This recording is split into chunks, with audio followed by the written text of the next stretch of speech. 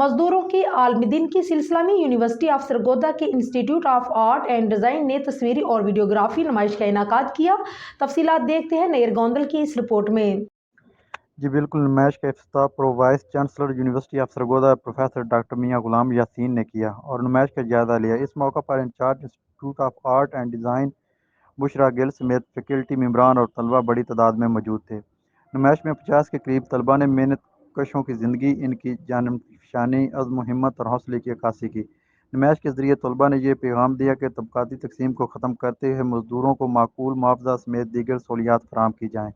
Professor doctor Mian Ghulam Yasin ने तलबा के तमाम काम को सराहते हुए कहा कि तस्वीरी नुमाइश मज़दूरों को खूबसूरत खराज तहसीन पेश करते हुए ये पैगाम देती है कि हलाल का एक लुकमा हराम के आधार लुकमों से बेहतर है।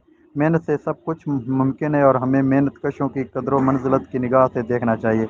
उन्होंने मज़ीद कहा कि एक आर्ट्स का काम यही होता है कि वो माशरे की बेहतर अंदाज में अक्कासी करें और बिलखसूस ऐसे मौज़ूआत को सामने लाएँ कि जिनको ज़्यादा देर ज़ेर बहस नहीं लाया जाता। जी बहुत शुक्रिया, में तफसीलात से आगाह कर रहे थे।